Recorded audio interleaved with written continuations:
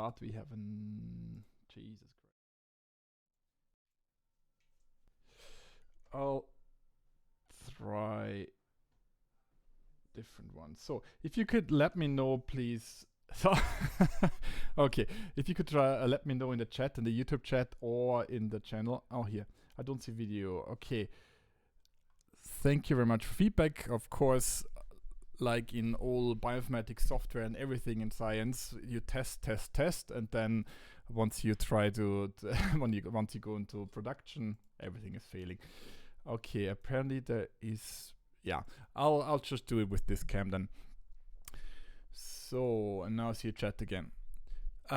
Basically today, the topics. So there was a lot of. So I'm totally exhausted. I had a lot of work last week, and eventually, I didn't have a lot of sleep. But I was really looking forward to this session to do some fun parts on video conference, video chat, live stream part, and not only work-related stuff. So again, thank you very much for joining. Today we're gonna follow up the first session for from the audio mixing and introduction to digital audio workstation, recording and mixing. And there are some things I wanted to discuss with, add to the last session, and we will have some follow-ups. Like I want to discuss a bit more about microphones. We will have a live session about how microphones are. What are the differences of microphones? We will test some different microphones. Also, how to use effects and some more advanced features of mixing and so on. So, again, I apologize about the cam. Unfortunately, I don't know why this didn't work. Okay, so I'm gonna change to the slides if that's okay. You should see the slides now and the frozen pic. Yeah, cool. So,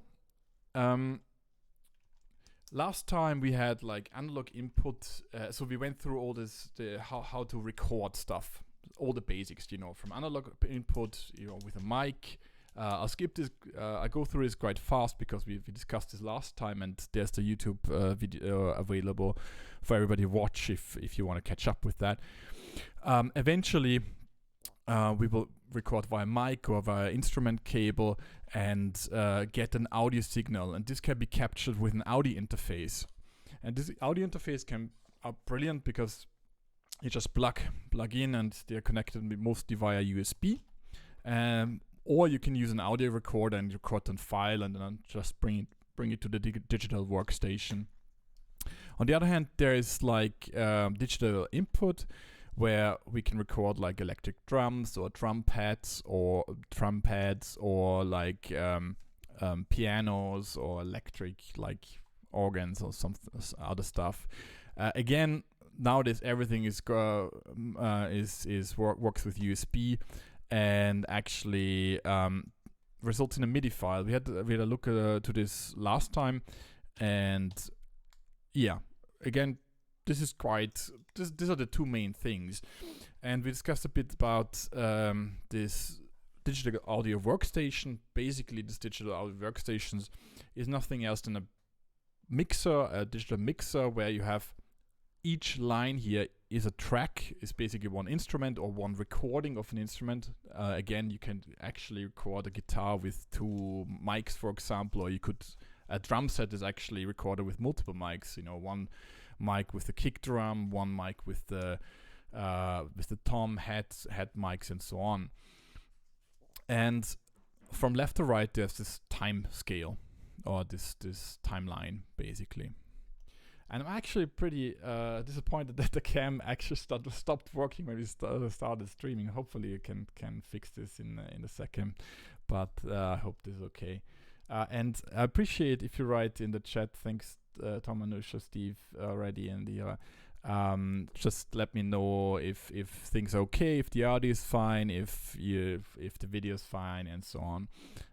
So feedback is always appreciated. Is always awkward to talk toward the screen without any any feedback, like this monologue style.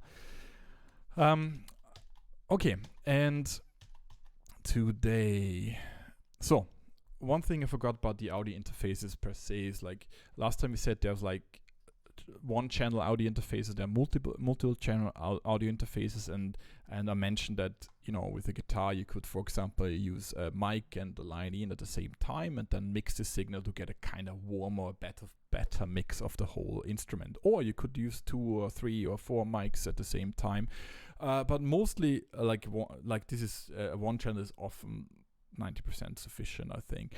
One thing I forgot to mention is that in terms of stereo signals, because those things are mono, so you don't have like a left-right sense in a way, if that makes sense.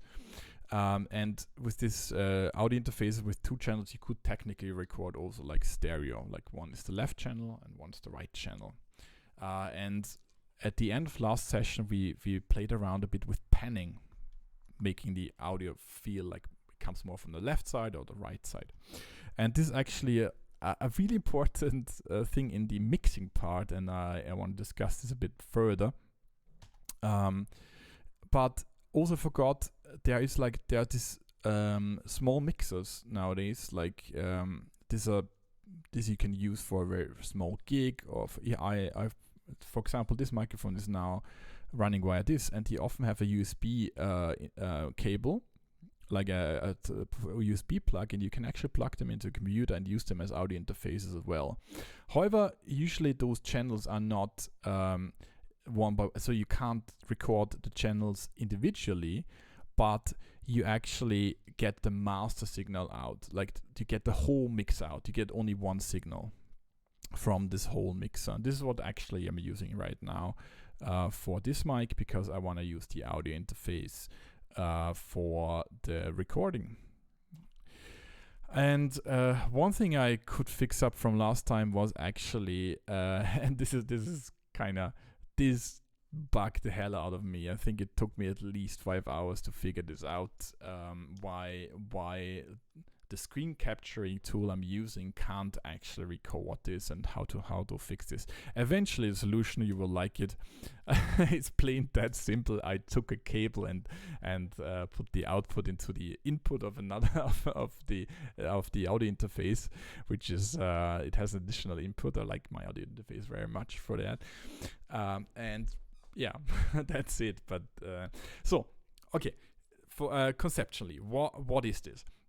So usually, you in Windows or like in other or Mac or other operating system, Linux, you usually have some management tool which manage all the audio inputs coming in. For example, if you have like a Spotify coming, or like you have a browser or some, you can the actually operating system is managing the audio here.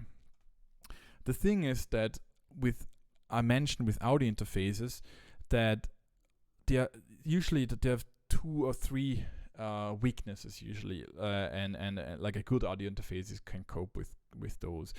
One of the weaknesses is this big background noise, and this is something which is basically the only thing you can do is buy a decent one, and there are very decent one for relatively affordable money. So I recommend this, or like the Complete Audio 6. This is for like a hobby user, and for an even a semi-professional, completely sufficient. Even like you could, even for a pro, you could technically use this. Of course, pros have different standards, but you can always go, the price can always go up. You can spend massive amount of money, and I would like to do that anytime. But so background noise, of course, is really about the quality of the audio interface. And then secondly, there is like latency. Latency is like you plug the string of a guitar or a bass guitar, or slap the bass, as we like to say, and suddenly you have a delay, because it goes through this different drivers and so on, and until it reaches the digital audio workstation. And although it's just a couple of it's in the milliseconds, it can really screw up, because if you hear yourself delayed, it's kind of, your playing can be off. And actually, I wanted to share the experience I had with BandLab, because we used BandLab as the first DAW to use. And so I'm gonna switch up. Where am I? Okay. Then, here, no. Then later.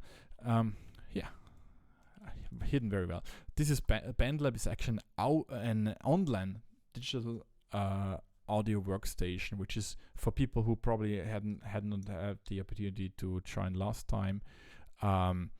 So the BandLab is a collaborative one, and it's extremely potent. It has so many nice features.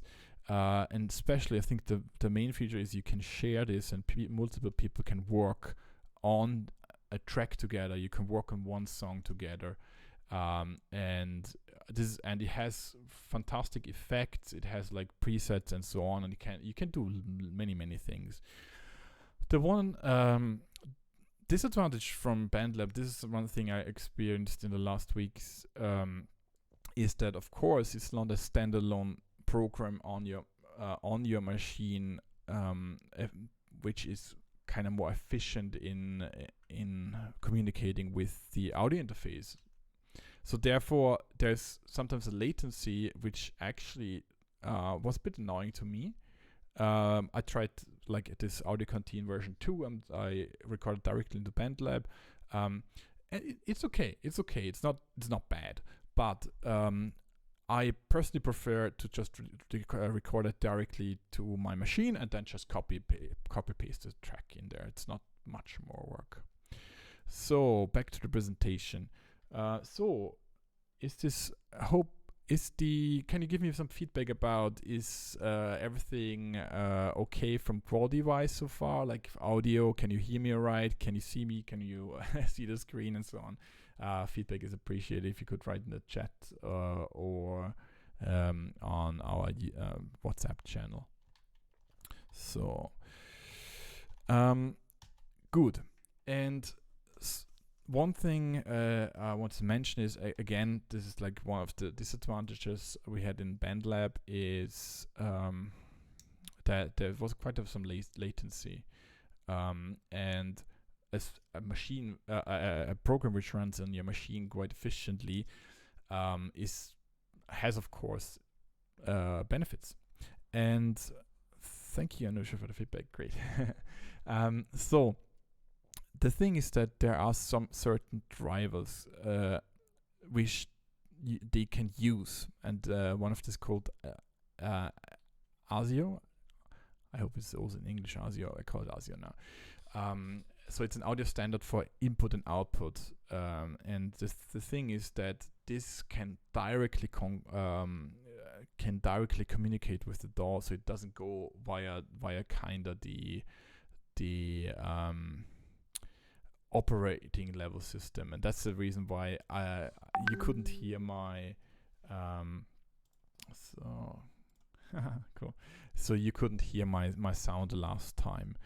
So from Reason, because Reason was a standalone program, and BandLab actually outputs everything via the browser, and therefore browser over the operating system.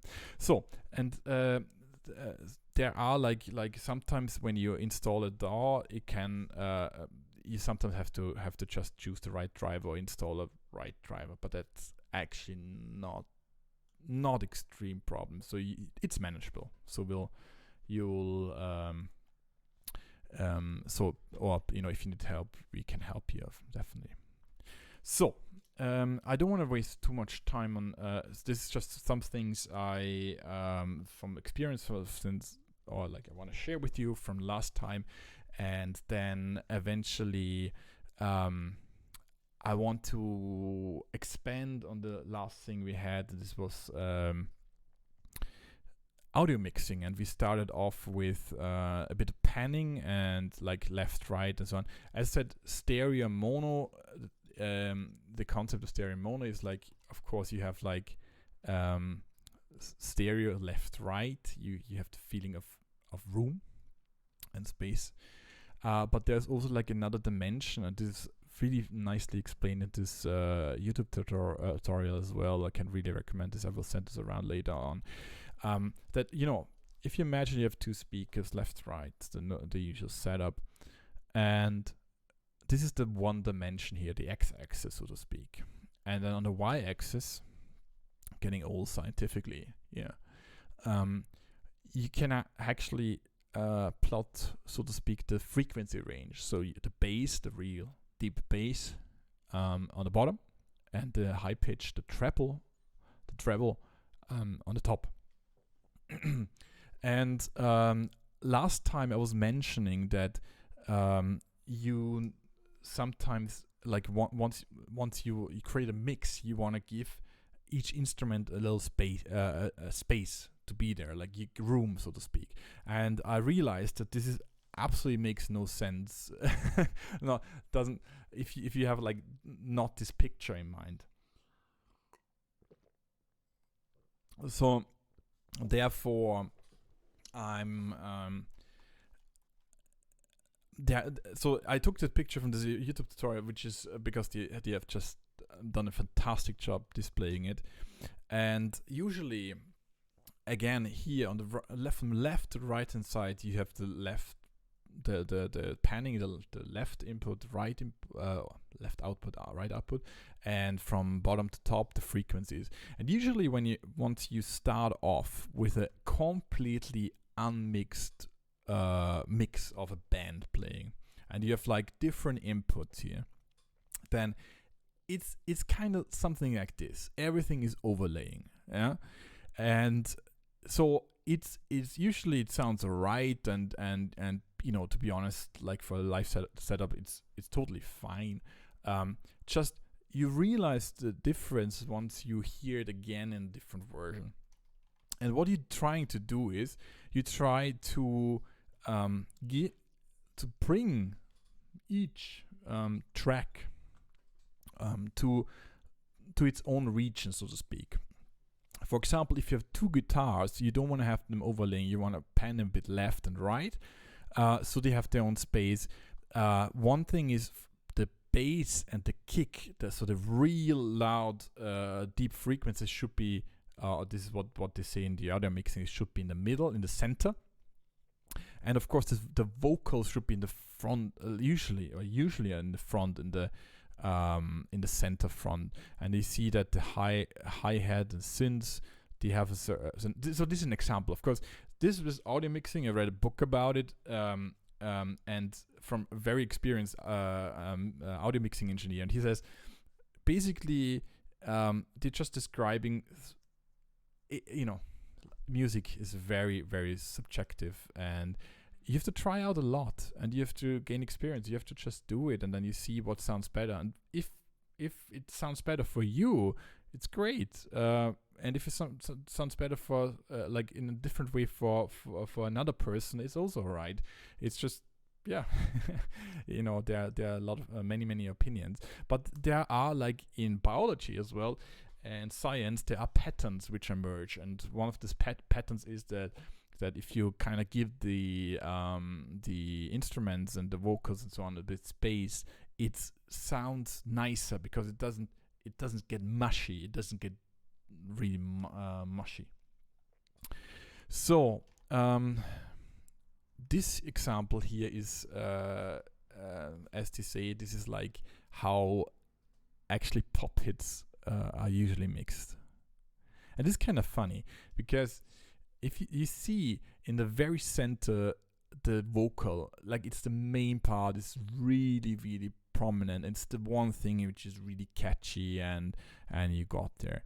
And so this is, and funny enough, if you compare it to usually to self-made or to more like say off-the-shelf records mixed, and usually you have loads of guitars and vocals are a bit more in the back.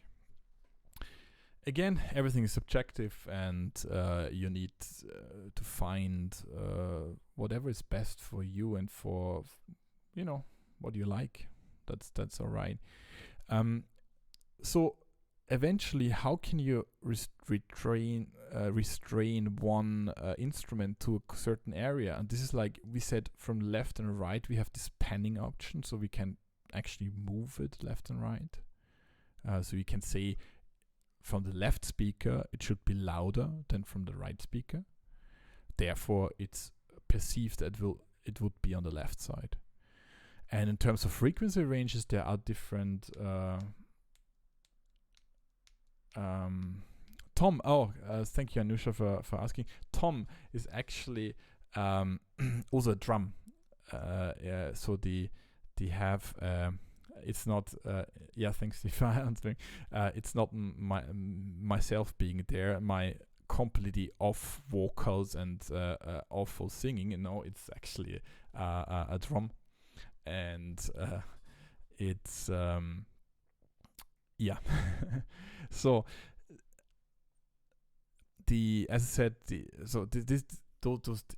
drummers they have like the hi-hats, the snare drum, the kick drum. The kick drum is really a deep one, and then I think probably I can show it later at another time what components a drum module has. I'm no drum expert at all, but at least the names. So, okay, then I hope this concept is it gives a sorry, I forgot one thing to say. We said left right, we can kind of make one one thing louder, so we can actually so we actually could sorry, I just figured out how to fix the camera. I think so. I'll have a try later.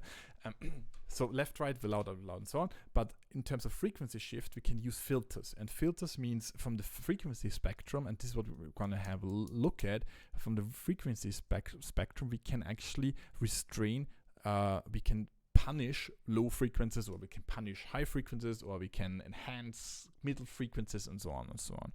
So this is something I would like to show later, how to do this, or at least visually, and have an audio example how this sounds like when the lows are punished or filtered. And EQing, equalizer is usually, you also have it in a car radio and or some sort of like in different radios. We'll have a look. So one thing I want to say is that of course you have to because thanks Tom for giving nice feedback, by the way, and we it was nice discussion saying studio headphones and so on.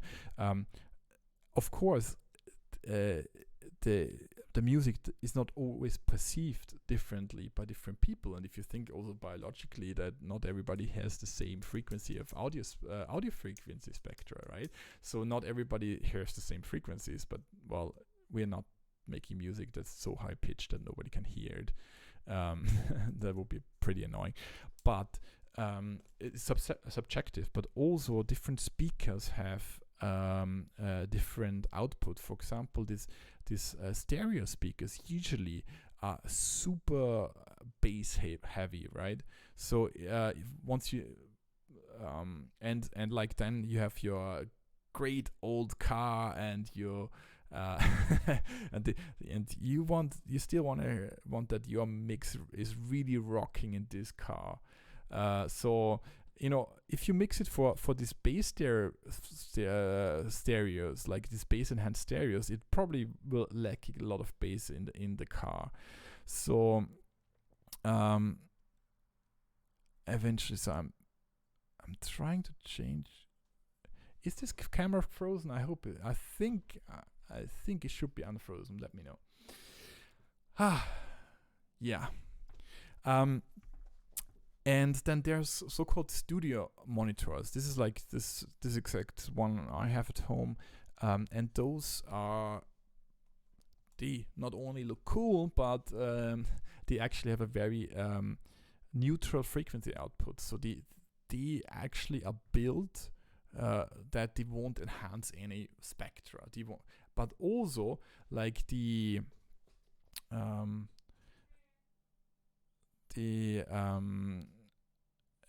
those here, the stereo speakers here, they are made that they will really fill the whole room. So it means they actually projecting the audio more to the sides as well, and so. But the studio monitors are actually just one directionally projecting the audio forward. And then once you have two, you have of course the intersection. Intersection of this audio monitors with really nice equal frequency output, and this position here in the between is called the sweet spot. Yeah, now the camera is working great. Yeah, this is the sweet spot, and so this is always nice. I'm sitting in the sweet spot. So, to be honest, those things are not essential, not at all. Really not. It's just nice to have like good speakers at home. It's really not essential. It's probably, even if you mix everything on very cheap headphones, you can use the last 1% of your time to I don't know, adjust the mix. Of course, it's always nicer if you have like the right direct output, but as a very cool musician said, the best equipment is what you already have. So make use of it, make use of it and use it. And then once you really can't do anymore, then probably it's a great idea to upgrade. Or and I like this saying, but I'm totally different. I like to invest. This is like my dream hobby now. I discovered for myself, and I love investing, and because I know I will have it for 15-20 years and I will be happy. So you can take either approach. Okay, so I hope, yeah, I see, because the camera capture was minimized and then it froze the picture. So yeah, so if there are any questions, feedback, let me know. We will then come to the microphone part. The microphone phones. The one thing is like, why conceptually? Why are we taking this approach? We, last time we discussed about how to record audio and so on, and we said either via audio interface or via microphones. And since we discussed the audio interface, we actually and then I realized that I've forgotten one thing to mention, that the audio interface actually, we said there's three types of problems. I said one is the background noise, second latency, and third there can be buffer issues. And this is something where suddenly there's crackling in the coming out. And actually, our singer from my band, and good friend, recorded on Monday some audio, and there was actually something, and I didn't ask her, but I hope you're fine, Vanessa. I'm not sure if you're watching, but I can show how this sounds like. Actually,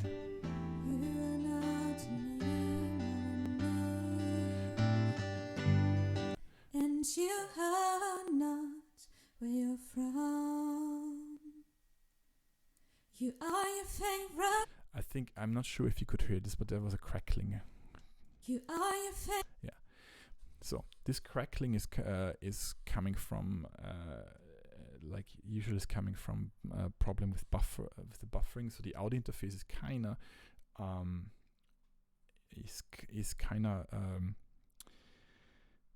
taking the analog signal and then writing it digitally, and then the DAW and the driver is coming to the hardware and say, oh yeah, I'm collecting the packages you created, and then suddenly you have, it's basically like some wood chopper, and somebody chops the wood, and the other one is carrying it away. And then if the one who's chopping is so much faster, then there is too much, and then suddenly something will fall in the water and it's gone away. And this is like where the crack comes from.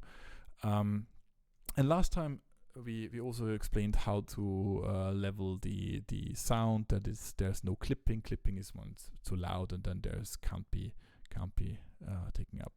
So we come to the microphones, and these microphones. So the one side, I think it is very important to understand where the signal is coming from. Therefore, we discussed the audio interfaces quite extensively, and please let us know, or let me know if you have any problems with that, or if you're interested. We actually have one spare audio interface at home. Yeah, so if you want to try it out or so on, that let us know. And secondly, the microphones. I think this is also kind of important to understand. There are some differences between microphones, and I kind of started off with just explaining the difference, that there are condenser microphones, dynamic microphones, and so on. And then there's these big ones like this here, which is exactly the Rode one on the left-hand side of the picture. And there are like dynamic ones, which are often handheld ones. So the condenser, there are differences. This condenser one, these handheld microphones can be both, can be either. They are condenser and dynamic. But what are those? So a dynamic microphone is actually it's pretty much the reverse of microphones are the reverse of speakers. Like there's a diaphragm, and the actually audio, the energy is when you have speakers, you're actually producing frequencies, and here you're taking up frequencies. And the dynamic microphone is a passive one, so you have like here a magnet, and then they have like a coil, and there's a diaphragm, and then sends off the signal. I don't want to go into much detail there, just saying the condenser one has actually active battery there, which means that you always need this phantom power. And this is also what we said last time with this 48 volts. You have to click the button or push the button that it's on, otherwise you won't hear anything. But mainly, so dynamic microphones were mainly used, or a lot of them were used on stage. And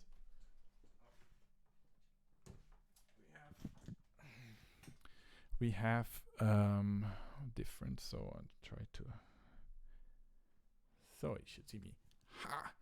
So this is a typical microphone for stage. You have on the stage, and this is the Shure SM58, and this is one of the legends of dynamic microphones, because it was very robust, and all the rock stars on rock and roll drugs and whatever they did were rocking hard and dropping those mics quite a lot, and those survived and sounded still good. A condenser mic is actually often a bit more fragile, and you have to take a care, like a bit. You should take a care. Well, they break easier, so I think that's one of the reasons. But condenser microphones, like this Rode here, they're large diaphragm microphones. So dynamic microphones they're totally fine. Just in the studio, usually you would use condenser because they have a more dynamic, especially if there comes some pressure. And if you think about air movement, right, on a kick drum, like when the drummer is crazy loud and kicks the drum like crazy, then there's a lot of air moved, and then what happens is that the dynamic microphones often are at the level what they can take up, and the condenser kind of a bit more sensitive in this area. It can take up more pressure. There are many other differences, but it's let's say for studios often those are taken. And if you want to go back, yeah. So this is all new to me. The streaming is so exciting.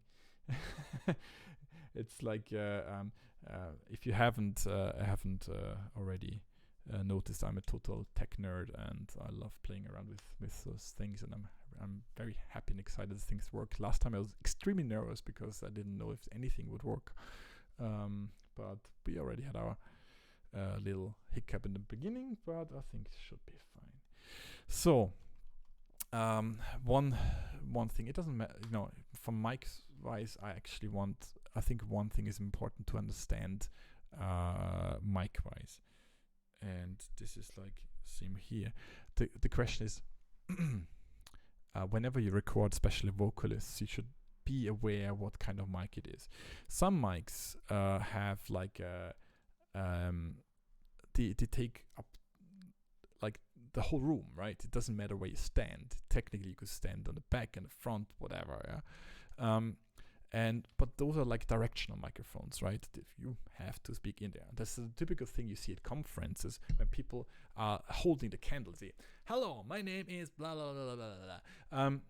No, it's yeah. It just, you should speak. This is where the sound goes. Right? There should be an arrow top, like this is where the sound goes, and this is very important. Like and some of them are more sensitive, and some of them are less sensitive, and some of them have like so this cardioid shape, for example, means that it takes up most from top, but also from the sides a bit downside. The supercardioid is actually a bit more sensitive on the top, a bit less sensitive on the side. So it's on a stage, for example, there's a lot of noise around. So you have like, of course, the drum set is behind you. You have the guitarist, the vocalist, and so on, and then you have your own monitor mixer, like you hear yourself on stage, and then you don't want the feedback to feedback, right? So you shouldn't take your mic and put it to the speakers, because then you blast everybody's ears and nobody will be happy. But the supercardioids are sometimes a bit more sensitive, less sensitive to feedback. So it's actually advantageous, but it also depends what type of mic and so on. And there is one rule: test it out and try whatever fits best, suits your voice. But again, the more important thing is the supercardioid, that you really have the microphone in front of you and not on the side or whatever, or so on. Like you can't sing like this with with a normal cardioid. This is like, there's more range you can take. Yeah, and there are of course different ones taking up rooms. I think this is a better representation here. This is like, you see there's actually not that much difference, like couple, but again, feedback wise, there you notice. So I just want to speak because I was doing some research, because I wanted to see what others do, and it's so funny because a bit of history of mics. I like that so much. This Shure SM58 is a legend. It's built in the 60s and still the same model, so to speak, and you can drop it around, you throw it, whatever. And there's on the screen there's 3 variants of these. By the way, usually you can take off a capsule of a mic and clean it or do other stuff. And funny enough, if you can see this here, it looks like the SM757. Almost there's just a different grill on it. And that's the reason why it is, because it is the same. It has the same capsule. The capsule is the one which is taking up the sound. So the two are actually almost the same mic, just a different head. And this SM7B, this is something you see in a lot of talk shows, like in this radio podcasts and shows, and it's so popular right now. Funny enough, this microphone costs about 400 to 500 euros, like 450 euros, whereas this Shure, this costs about 80 or 90, something. It is 80. The other 450. And the funny thing is, the capsule is just a bit altered. It's not that much different. It has just a different body and looks so much better. And I think because it looks so much better, it's very popular. And one thing I added, and I'm monologuing away if I'm too fast or something, please let me know. I really appreciate feedback.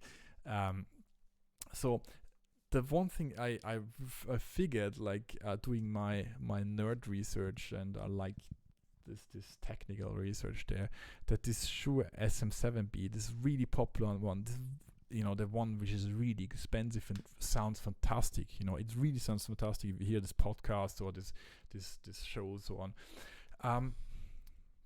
But it's extremely noise sensitive. So you need, I talked last time that every audio interface and everything, every audio mixer has a preamp. So it takes the signal and amplifies it up. And with this SM7B, you need at least about 1,000 euros of hardware equipment that you will get a noise level which is okay, or you need really heavy post-processing. And there's a guy on YouTube who just took one of these and shaped the frequencies different. It sounds almost the same. It's really funny. Okay, probably only fun to me, but so far so good.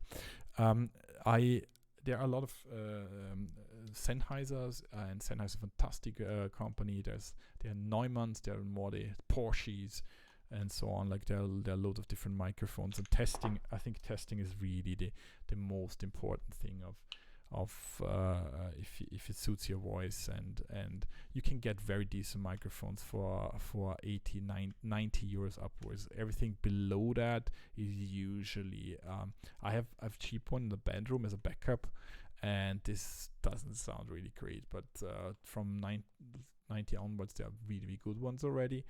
And I think the ones we used in the last SAG was from the photo lab. It was Neumann mics. Those were amazing, but they cost quite a lot of money. So I hope Ira can join us at some stage, because I thought we can do a live demo of can we hear differences in mics or not, if you have time or not. We'll see. If she hears us, I'm not sure. And until then, I will monologue away.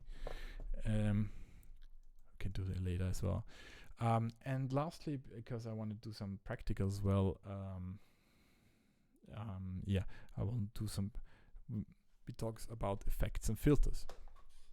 So, a lot of mic and audio interface business, and I think once we can talk about effects, and this is something which is religious. This is like religious warfare. Ah, there she is. Hello.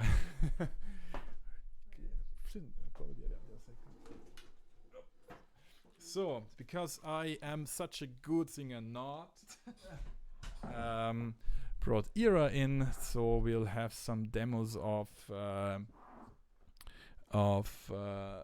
mics. So I'm not sure if this is totally, we didn't have a lot of time to prepare, so we'll see if we can see a difference, or we can hear a difference, because I have here as well, this is our third mic. This is a condenser handheld mic, and so we did actually test with between the two Sennheisers. We actually, our personal preferences probably shouldn't bias you, but we have our favorite, and we tested it actually quite a lot, but we'll see. Let's try. Good. So I'm gonna give you both, and we're gonna record this, and you can choose your song. I would say, don't stop believing. What? You can. So, hold. And usually you don't sing into two mics. Huh? Both at once? Oh well, yeah. Well, we can try to take the same take, and yeah, why not? We'll to go crazy with the mics today. So this is reason. This is my DAW of choice, but you don't need to see it right now. So we just record plain without a click, and you can try. Can you try speaking? Huh? Yeah. Yeah, we have different setup here. Yeah, we don't have a click actually. Do you want to have it? No. Okay. Check. Wait. So. Check. Yeah. So now everybody should be able to hear you and try. I don't know. What should I sing? Okay. The la. There's a fire starting in my heart, reaching the fever pitch, and it's bringing me out of the dark. So I'm gonna amp it a bit up so that we have enough. So usually we said, this is what we haven't done. First of all, we're gonna test what's the loudest you're gonna sing, because then we can adjust the level where we're gonna go to. And this is, so sing loud, please. No pressure. La, la, la. Very Check, 1. Very good, because every mic is different. Oh my god. Those poor people. It's good. Spam, yeah, woohoo. Look, Anusha said go here, and I like that. Okay, we're ready to go, and please, Okay. whenever you're ready. How long should it be? How long you like? No. At least half a minute. There's a fire starting in my heart, reaching the fever pitch, and it's bringing me out of the dark. Okay, cool. I think we need another song, don't we? I think we need another song. No. Yeah, Journey. I can't remember. There is the folder of wisdom with all the lyrics inside. Okay. Okay. I'm gonna do them. It's so weird to have two microphones. Alright. Yeah, well, yeah. Okay. Cool. Ain't no sunshine when he's gone. It is not warm when he's away. Ain't no sunshine when he's gone, and this house just ain't no home anytime he goes away. Great. Okay. Hope you enjoyed that. And we're gonna, and please let us know if you can hear the audio right. That would be fantastic. Yeah, and we have the third mic, but let's try with the two, because I think I'm kind of curious. This should. So, and now you can also stay if you want. So we go to reason, up. This is our sequencer. You don't need to be scared. It's just a sequencer. It's the same like BandLab, just a bit more complicated. No, not really complicated. So. Thanks, Kim. Good. There's a fire starting in my heart, reaching the. So naturally, both tracks are mono, so it means both are in the center. But now we want to do a comparison. And thanks, Tom. Great. Glad you could join. Tom is super great with. He was actually participating in open stage, open mic night in a pub online. I like that a lot. Shout out to Tom. So now I'm trying to turn up my volume a bit as well, my headset volume, because we want to hear differences, and we're gonna zoom in. So first of all, yes, zoom in. Good. There's a Very good. So the blind test. You don't know what channel it is. How exciting. There's a fire starting in my heart, reaching the fever pitch, and it's bringing me out of the dark. So that was channel 2. And you probably will say it sounds exactly the same. I don't know. But we can do the loop.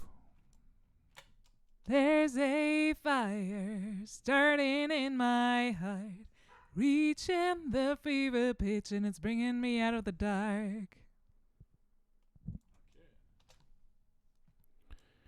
Okay. So, of course, it's a bit difficult right now. Both are good mics, so it's not really that obvious. However, I wanted to show you a spectrum, because there's a fire starting in my heart, reaching the fever pitch, and it's bringing me out of the dark. There's a fire starting in my heart, reaching the fever pitch, and it's bringing me out of the dark. There's a... So, what we're gonna do is we look at the first spectra and then the second spectra. I'm not sure. I think it's really hard to hear usually. So I'm still a bit unsure how to do this, how to compare exactly. There's a So first channel, we say first channel. First channel, and we look at the spectra a bit. There's a fire starting in my heart, reaching the fever pitch, and it's bringing me out of the dark. There's a fire starting in my heart, reaching the fever pitch, and it's bringing me out of the dark. So, good question. And now the second one. There's a fire starting in my heart, reaching the fever pitch, and it's bringing me out of the dark. There's a fire starting in my heart, reaching the fever pitch, and it's bringing me out of the dark. So, funny enough, I'm not sure if you could hear it. The problem is you need to turn up the volume quite a lot to hear differences. But at least here, I turned it up quite a bit. You could hear something in a bit more crispy in the heights, in the treble. Not big difference. Both mics are great. And so those are now, like, of course we have flat EQs. There's nothing going on there. So it's like whatever comes in goes out. Let's try another example. Ain't no sunshine when he's gone. Ain't no sun. I like that middle part of the song. Ain't no sunshine when he's gone, and this house just ain't no home. Ain't no sunshine when he's gone, and this house just ain't no home. So since you probably don't know what I'm doing here. So again, first channel. Ain't no sunshine when he's gone, and this house just ain't no home. Ain't no sunshine when he's gone, and this house just ain't no home. So, and now second channel. Ain't no sunshine when he's gone, and this house just ain't no home. Ain't no sunshine when he's gone, and this house just ain't no home. Okay, so this is probably a difficult one. Let me know how you feel. But so channel number 1 in this case was the Shure SM58, and the second one was the the Sennheiser one. Both are great, really great mics. So there's not like a huge difference. However, to me personally, and this is with really loud levels, you could hear a bit that to me personally, that the Sennheiser was a bit better with the treble and with the crisp. However, both great, and again, you can still EQ everything. But what we're gonna do now is, like I said, about high pass and low pass filter. So we're gonna take just one track here, Ain't no sunshine when he's gone. And look at the spectrum up there. And usually, again, you know, before in this graphic it was like the y-axis from bass to treble. Here we have the bass on the left hand side and the treble on the right hand side. And here there are some things you can do. This is usually you can do with every mixer. Every mixer you have, like a bigger mixer, has at least 3 points. You can or 2. You can at least do the bass, the treble, and the mids usually. So these are basically nothing different than do this, so that, whoa, okay, I need to turn them off because they are feedbacking here.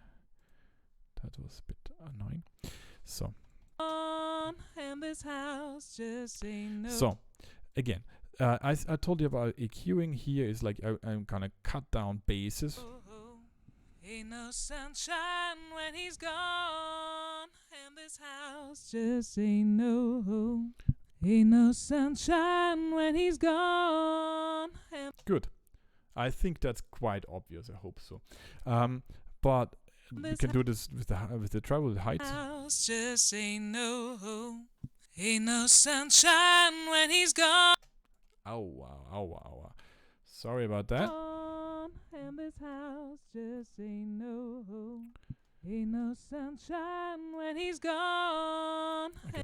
This is quite obvious, but so this is EQ. EQ is something you can always use with every instrument, and usually they are present in the modern mix and the digital mixer. You have actually presets. You can say this is gonna be an acoustic guitar, and it will give you an EQ, a preset which is already kind of pre-modeled, and you can just adjust a bit. So you don't need to be an audio engineer expert to, well, it would be nice, of course, but it actually the presets are fantastic already, because they give you at least something where you can orient and then say, okay, now I can do that. And one concept here is low pass filter and high pass filter is also a very common concept. This is a real cut off. Contrary to the EQ where we just punish or the levels, we can do a low pass filters, and everything in the low area is kind of passing, and then you can drag it left or right.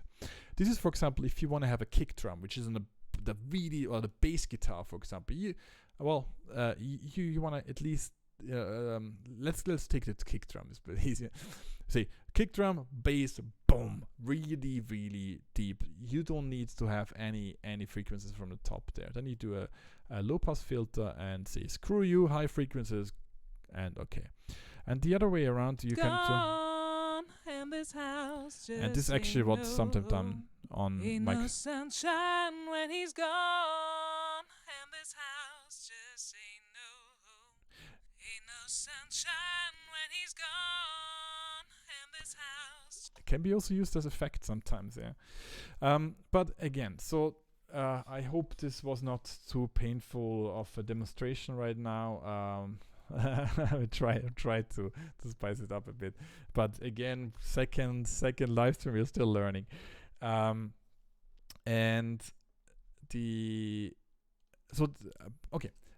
because we already have the nice vocal tracks, I can do something to show. This is Reason. So this is a commercial product actually. My friend Sven and I bonded over. This is like how our friendship really enhanced and whatever, or developed. And the thing is that there's Cakewalk, which is free and which is really brilliant. It's almost like Reason. But I don't know Cakewalk so well, so I'm gonna do this on Reason. But we will have a Cakewalk tutorial, so you can do the same. One cool thing is, for example, dear singers, you want to see your singing. Here it is. it actually, you see, ain't no sunshine when he's gone. and this is super nice to see. You can see, and hope she will not kill me afterwards. But you can see here the pitch, the levels here, and this is used. You can correct the pitch a bit by adjusting it to the tone settings sometimes. Usually you don't want to overdo it, right? So I'm gonna do this like an example now by overcorrecting everything, so to speak. Ain't no sunshine when he's gone. Oops, that's the wrong. Ain't no sunshine when he's gone, and this house just ain't no home. Awful auto-tune. That's auto-tune. That's what auto-tune does actually. There are like plugins and stuff, but what auto-tune does actually, it flattens out the human voice and really makes it flat. But it's sometimes nice to be able to adjust little variations, but you don't want to dehumanize the whole track because you really want it to sound human. And so for example, this is a beautiful tremolo here. You don't want to give it away. You hear this tremolo in the voice. This is actually an effect, so you don't want to kill it. Okay. Time is running. Jeez. Actually, for this was not like I spent most of the time fixing how to do this. Okay. I will just I will talk a bit about effects. We'll try 2, 3, and don't want to do this too long because I actually didn't want to do more than an hour. Probably like another 10 minutes or so. We go back to the effects and to everything which is I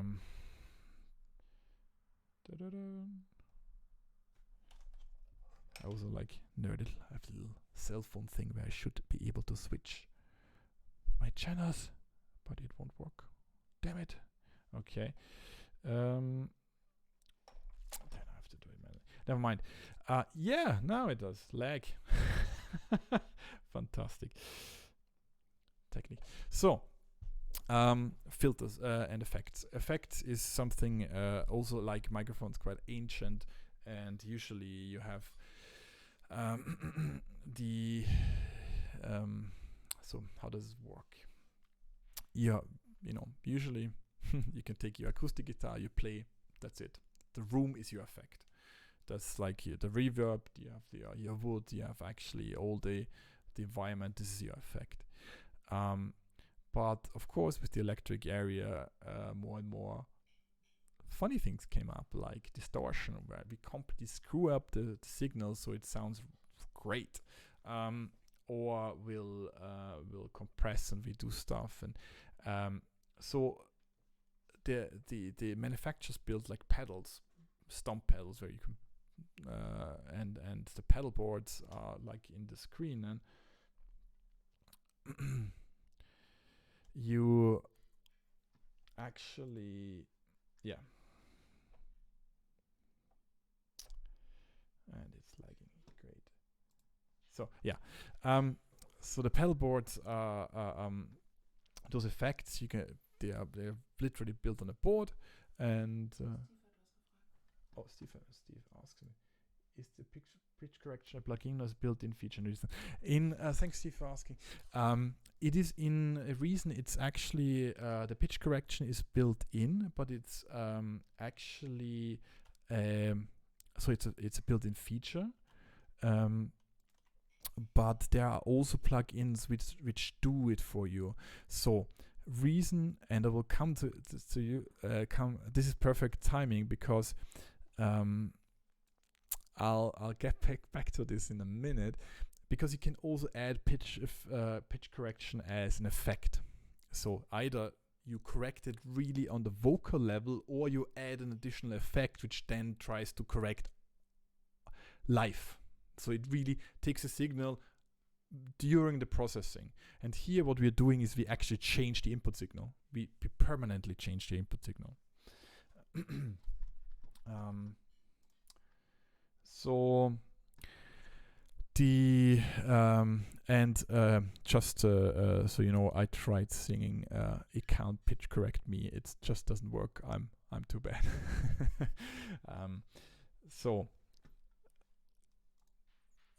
Yeah. So this is how a pedal board, old one, looks like, and this is like you must imagine that those sounds shaped a whole music generation. Like one of those pedals, like the Tube Screamer or like a certain chorus, really invented a whole or helped inventing a whole genre.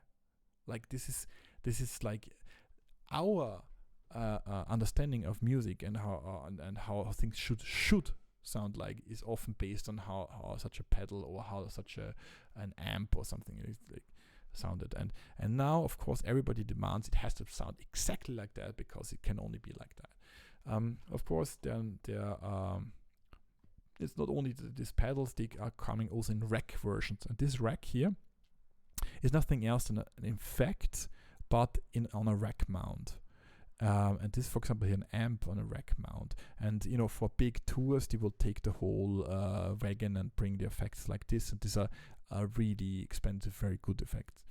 And funny enough, Reason, this is what I'll come back to what Steve said. Reason actually has this rack approach that you see here, a rack. And for example, I'm gonna take a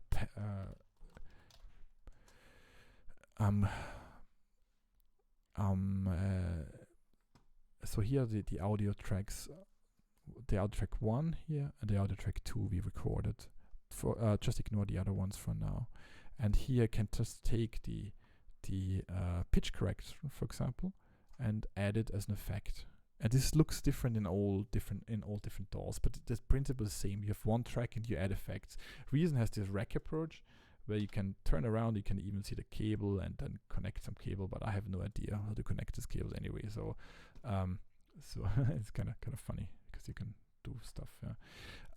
But this, for example, then you can say what key it should be in, and then you can say whatever it should do. Time is flying. Time is flying. Tell you guys. So of course the new versions are those are like all the effect chains and amps modeled and so on. Of course, all the hardliners can't say this is good because no, I'm the new kid on the block. I can't play properly guitar, but I like instruments, I like gadgets, right? No, the thing is that on a blind test is you can really shape. They are fantastic. I have this Helix, for example, where there's amp, but you have all the signals, and you see probably here in the background that all the signals are actually the whole pedal board. You can change pedal boards with click, and for example, I just built myself a pedal board here. Yeah, Kim, I got the small looper as well.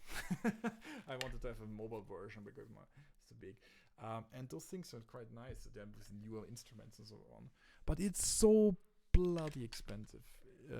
The cables and everything, and the mixing is actually quite annoying. But of course you can exchange stuff. But here I love my Helix as well because it's super easy, and you can actually you can vary it quite a lot, and you can do great stuff. But enough of this. There are also small versions. The reason why I put in the small version here is because this can do everything with the bigs can do, just a bit smaller, just a few effects. But those things can be also used as audio interface. They have also USB thing. And So they have effects built in. What I wanted to say is that the analog effects in the pedal boards are now, and on these rack systems, are now actually all digitalized and put into very small boxes nowadays. And of course, if you really want the same sound than before, like then what you have, like how you think it should look sound like, right? Then it can only the analog can do that, right? But this is like depends what you want to do. Often the digital have quite advantages as well. Sound is subjective, and it depends on do you want that sound, do you want a different one, do you want a better sound, do you want a completely do whatever you want, right? Okay. And I want to say is like the mixers also have effects built in, and this is like funny enough if you look at if you look at this big mixer here, they always look scary, but every single column is one track. This is nothing else than our DAW. We have here two tracks here, right? 1, 2. And funny enough, again, reason has this engineer. This is the mixer. It's the same thing, then this, only 2 lines of that. And what it means basically is that once you the filters, and now we go back to the filters, you see one line here, and I don't know which one now, but there is a high pass filter, a low pass filter, an equalizer, a high, a treble, a mid, a low, and one knob is for one channel. So if your mic is here and you want to have a high pass filter, then you need to turn this knob, right? But also they have effects. You have reverbs, for example, like if you room reverbs, then there's one line, and say the same reverb can be applied on each and individual channel here. And how to do this? And this is of course very complicated, and it looks very scary. But funny enough, the same thing is also available like this. Just a digital one where you have then the interface on the tablet. It looks better, and you can load presets. And the only disadvantage is that you don't have a button where you can turn stuff. But I really like those as well. And of course, like it's always there are different styles, different effects, and I just want to for sake of not having not staying up too long or making I hope that this is not too long for you guys. I want to just show you two or three effects and keep the rest for another session. I have a bit prepared about how to structure a song, and the science actually. That's very funny because he did mouse studies and found out what when you play notes, what arrangement of notes does trigger mice so they can't ignore it. And funny enough, this is reflecting in how our songs are built, like how there's actually correlation. There's some commonalities. There are some commonalities. So, and this is again, for now I actually wanted to mix our audio canteen, which I probably will do a whole mixing session only on our audio canteen. But I thought it's quite important to understand more about the basics and then go into a bit deeper mixing. And we're gonna take our track here what Ira recorded, and we're gonna remove the pitch correction now. We're gonna just take oops. Ain't no sunshine. Oh god, I screwed something up here. Okay. Then we're gonna take And when he's gone, not edit on. So the audio track 2 we're gonna take. It is not warm when he's away. Ain't no sunshine when he's gone. So beautiful. And now what we can do is in reason it's like you have the effects here. You can, for example, say I want to have a reverb.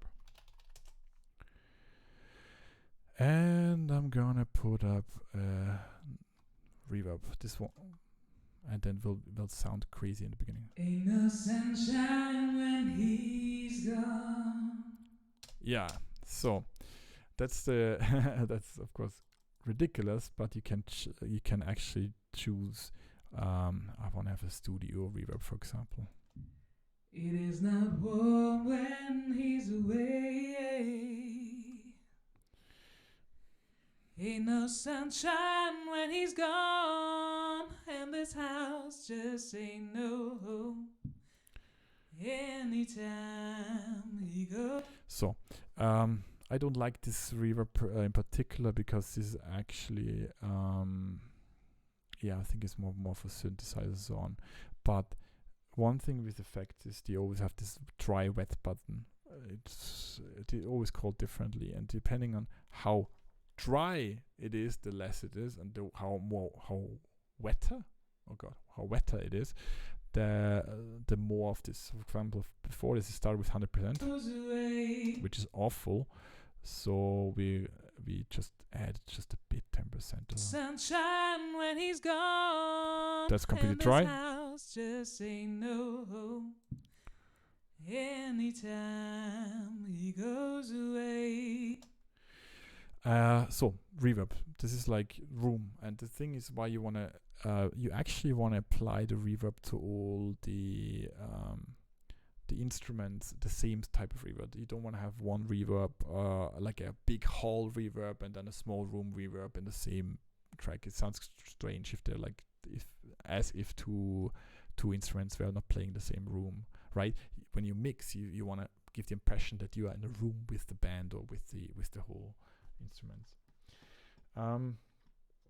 So okay, and then two effects. I said 3, so we are down to, and this doesn't make sense here, but I have already prepared the audio canteen. This is like, I just gonna solo on the backing track for this.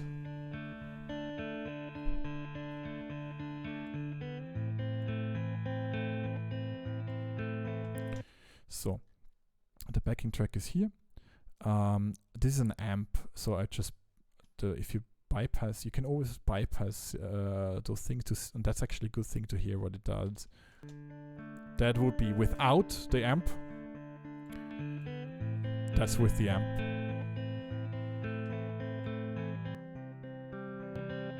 Okay. For now, we just bypass the amp and we put on a delay. What does a delay do? A delay is actually nothing else than it, and here you can see it on screen, that the original tone, like it repeats the same note, so the same input, delayed a bit less, and it's called a decay, and it has a very nice effect on some things. And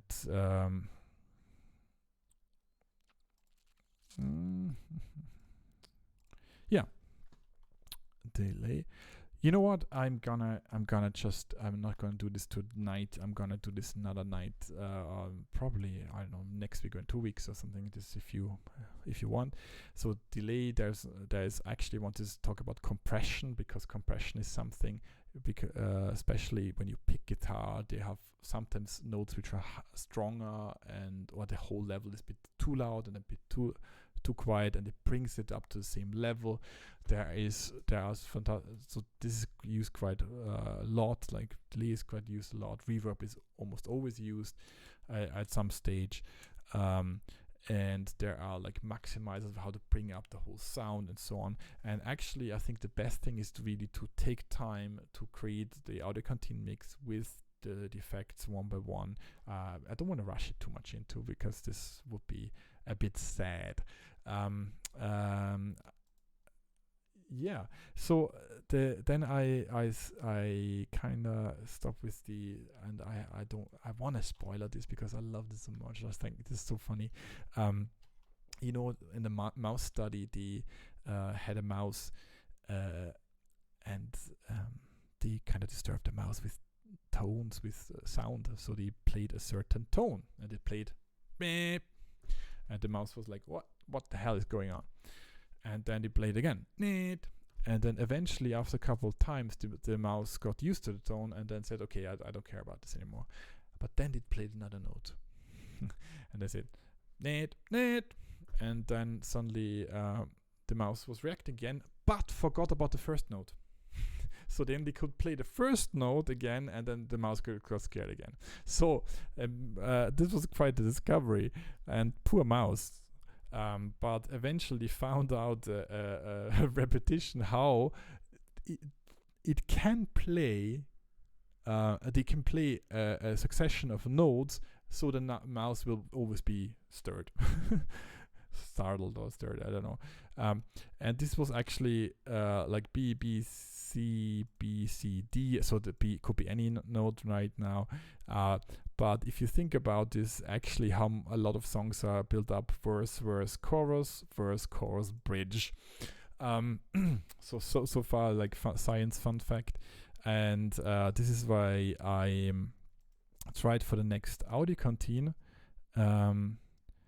I prepared a band lab thing here, and I hope you will contribute at some stage. I hope so that where is it now?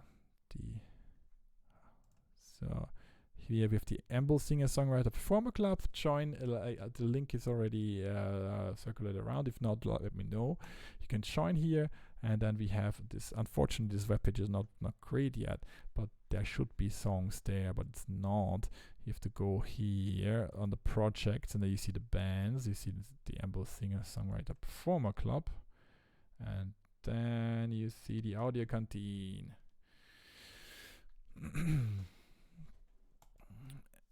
And you can open and mix. And then there is the backing track. And this backing track is verse, double verses actually. Double verse, chorus, verse, chorus, bridge. So something like this.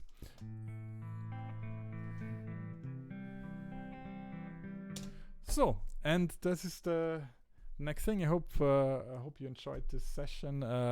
It was, as I said, it was a very hectic week for me. We worked on some Corona-related projects and published it, and I didn't get a lot of sleep.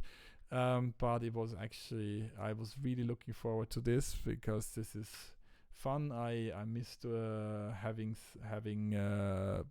club events and doing stuff with the club. It was actually this is always like a good highlight, so to speak, in the upcoming I hope you guys are all well, and I hope you stay safe and sane, and if you are interested, please give me some feedback. If you like the session, if you are, honest feedback is appreciated, and let me know if you want to have like a mixing session, or I don't know, we can do much more, like we can do it, I know, every 2 weeks or every week, an hour. I want to actually keep it to an hour. Today was a bit longer than expected, but thanks for joining. Hope you're doing well, and all the best. Take care. Bye bye.